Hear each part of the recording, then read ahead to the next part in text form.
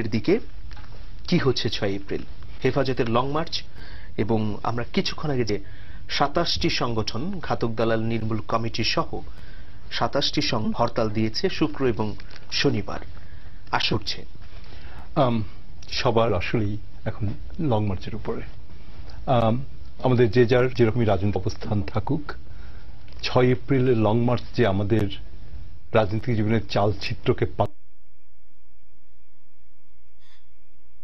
পাল্টে দিতে পারে, আমাদের রাজনৈতিক জীবনের উপর একটা পূর্ণ অভিঘাত নিয়ে আসতে পারে, সেটা আমরা সবাই বুঝতে পারছি। এই সবগুলো দিকে আমাদের কাছে স্পষ্ট নয়।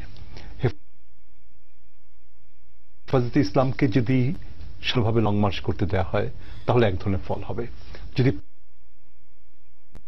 প্রতিরোধ করার চেষ্টা করা হয় রাষ্ট্রযন্ত্রের থেকে কিংবা রাষ্ট্রযন্ত্রের সমর্থক বিভিন্ন সংগঠনের পক্ষ থেকে, তাহলে অন্যরকম ফল হতে পারে। ফলে এটা খুব গুরুত্বপূর্ণ সিদ্ধান্ত নেবার ব্যাপার সরকারের পক্ষ থেকে, সরকারি দলের পক্ষ থেকে, যে লং মার্চটাকে কিভাবে নেওয়া হবে, লং মার্চটাকে কিভাবে রেসপন্ড করা হবে আর কি। এইটা আমার কাছে খুব গুরুত্বপূর্ণ মনে হয়। হরতাল আহ্বান করা শুক্র এবং শনিবার, শুক্রবার হরতাল ডাকাটা এবং শনিবারটা একটু অস্বাভাবিক আমার সাম্প্রতিক ইতিহাসে। এমনটা আমার ব্যক্তিগত ধারণা হচ্ছে যারা তারা হেফাজতে ইসলামের লং মার্চকে ঠেকাবার উপায় পাল্টা হরতাল ডাকা নয়। হেফাজতে ইসলামকে তারা শত্রু ভাবছেন কেন? এটি একটি সংগঠন, এটি একটি রাজনৈতিক দল নয় যারা মনে করছেন তাদের ধর্মীয় অনুভূতিতে আঘাত এসছে। বাংলাদেশের মানুষ ধর্মান্ধ নয়, কিন্তু তারা ধর্মপ্রাণ এবং তারা তাদের ধর্মীয় অনুভূতির ব্যাপারে যথেষ্ট রকমের সিরিয়াস। সেখানে আঘাতটা এসছে, তারা এক ধরনের রেসপন্সে যাচ্ছেন। অনেক বেশি প্র্যাগমেটিক রেসপন্স হতে পারত, সরকারের পক্ষ থেকে অনেক বেশি অ্যাকোমোডেশনে যাওয়ার একটা রেসপন্স হতে পারত। সেটা না করে পাল্টা হরতাল ডাকা, এটা আমার কাছে খুব বলে মনে হচ্ছে না। এটা অবস্থাকে অনেক বেশি ঘোলাটে করবে, অবস্থাকে অনেক বেশি অশান্ত করে তুলবে, সহিংসতা দিকে। হ্যাঁ, তাই এখন কারা চাচ্ছেন এই সংঘাতটা তৈরি করে, সেটা তো ভেবে দেখার ব্যাপার আছে। বলা হচ্ছে যে বিএনপি, জামাত, 18 দল সহিংসতা তৈরি করার চেষ্টা করছে। এখন অন্য পক্ষ থেকেও কেউ এই তৈরি করার চেষ্টা করছেন কিনা সেটা তো ভেবে দেখার দরকার রয়েছে। হেফাজত কিন্তু ইতিমধ্যেই বলেছে যে বাধা দিলেই লাগাতার হরতাল শুরু হবে। আমার ভরসার জায়গাটা কি, মানে আওয়ামী লীগ তো ইলেকট্রাল পার্টিগুলোকে প্র্যাগমেটিক হতে হয়। বঙ্গবন্ধু শেখ মুজিবুর রহমান যে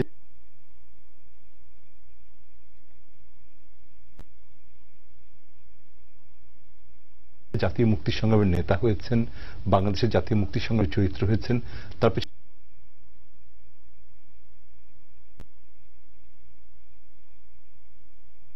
সেটা বিরাট কারণ হচ্ছে তার প্র্যাগমেটিক ইনস্টিংক্ট। অনেকে যখন ঝরে গেছে, অনেকে যখন ঝরা পাতার মতো পথের দুপাশে উড়ে গেছে, তখন তার কথা হচ্ছে যে আওয়ামী লীগ ইলেকট্রাল পার্টি জনগণের প্রতিদিনকার বাস্তবতা আওয়ামী লীগ বোঝে, জনগণের ভাষাটা বোঝে।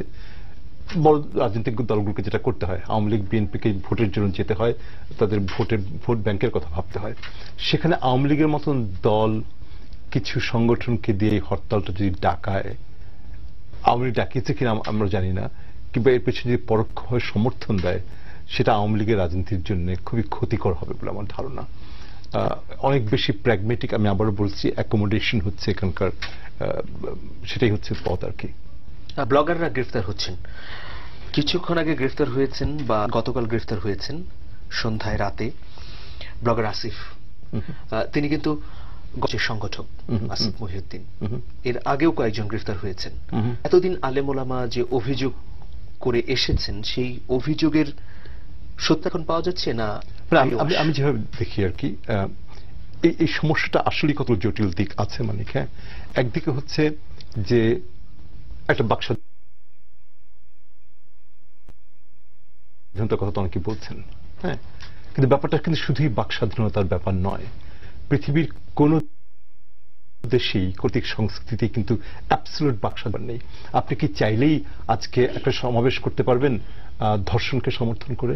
আপনি কি পারবেন যে ধর্ষণ হচ্ছে পুরুষের মৌলিক অধিকার? তা তো পারবেন না। ইচ্ছা করলে ব্লগে লিখতে পারবেন যে শিশুদের উপর নিপীড়ন করা হোক? পারবেন না। পারবেন না কেন? ফ্রিডম অফ স্পিচের কতগুলো লিমিট থাকে, বাক স্বাধীনতার কতগুলো সীমাবদ্ধতা থাকে যে কোনো রাজনৈতিক সংস্কৃতিতে। ইউরোপের অনেক দেশে হলোক্যাস্টকে ডিনাই করা যায় না, ওইটা অপরাধযোগ্য শাস্তি। আজকে বাংলাদেশে ধর্মীয় অনুভূতিতে আঘাত হানাটা অপরাধযোগ্য, সুযোগ্য অপরাধ।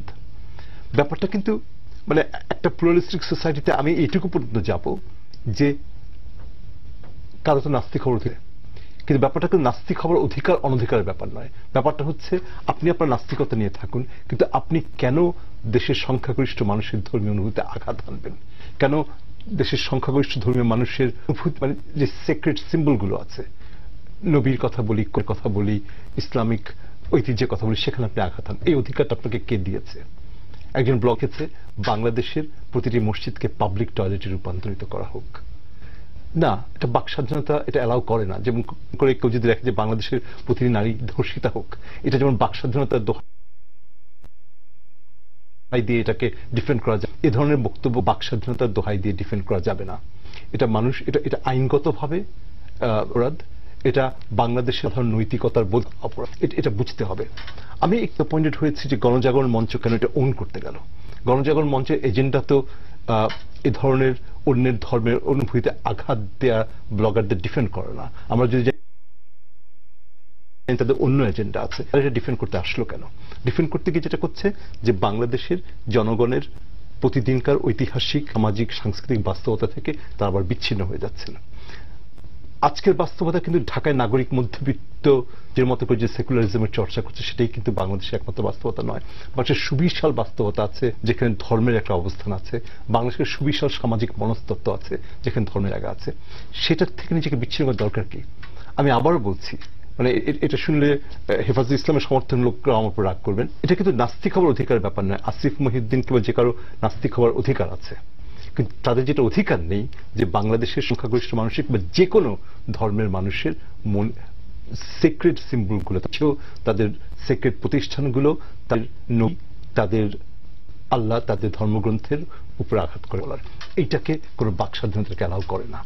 এবং সেই ক্ষেত্রে যারা তাদেরকে ডিফেন্ড করছেন তারা বাতা বুঝতে পারছেন না, তারা বাক স্বাধীনতার কনসেপ্টটার যে বহুমাত্রিক জটিলতাটা আছে সেটা বুঝতে পারছেন না, এবং বুঝতে পারছেন না তাদের রাজনীতি হলো না। ব্লগারদের গ্রেফতার করার এই যে সরকারের উদ্যোগ, বিএনপির ভারপ্রাপ্ত মহাসচিব এটাকে বলেছেন আইওয়াশ, আপনি কি তাই মনে করেন কিনা? আমি কালকে এক্স্যাক্টলি এই শব্দটাই ব্যবহার করছিলাম এক বন্ধুর সঙ্গে বসে বসে কফি খেতে যে এটা আইওয়াশ। তারা কিছু করলেন না কেন? ঘটনা তো আজকে শুরু হয়নি। আজকে হেফাজতে ইসলামের লং মার্চ ঢাকায় উনি কেন তাদেরকে এই গ্রেফতারটা করতে হলো? গ্রেফতারের লোক দেখানো কিনা একটা ওভারওয়েলমিং পারসেপশন, এবং রাজনীতিতে পারসেপশন একটা বিরাট ভূমিকা পালন। সেটা হচ্ছে যে যা আঘাতপ্রাপ্ত হয়েছেন এবং তাদের আঘাতের ধরনটা বোঝাতে, তাদের আঘাতের ব্যাপ্তি বোঝাতে, তাদের আঘাতের গভীরতা বোঝাতে যারা ঢাকায় আসছেন 6 এপ্রিল, তারা ভাবছে যে সরকারের সহানুভূতি হচ্ছে তাদের, যারা তাদের অনুভূতি আঘাত এনেছেন। এই প্রশ্নটাকে শেষ মুহূর্তে পরিবর্তন করার জন্য 4 জন ব্লগারকে গ্রেফতার করাটা is too little too late. সরকারকে ব্যাপারটা আরো সিরিয়াসলি নেবার দরকার ছিল, সরকার ব্যাপারটাকে আরো সিরিয়াসলি রেসপন্ড করার দরকার ছিল, সরকার করেননি। এবং তার অলক্ষ্যেই, তার অজান্তেই কোথায় যেন রাজনৈতিক চালচিত্র পাল্টে গেছে এর মধ্যে। আওয়ামী লীগ আজকে তাকে নিজেকে এমন একটা রাজনৈতিক বাস্তব মধ্যে দেখতে পাচ্ছে এই 23 এপ্রিল রাতে, 4 এপ্রিল প্রথম আওয়ারে, যে বাস্তবতার জন্য আওয়ামী লীগ 2 মাসই ছিল না, তৈরি ছিল। ওটা দুঃখজনক। ভবিষ্যৎকে এইভাবে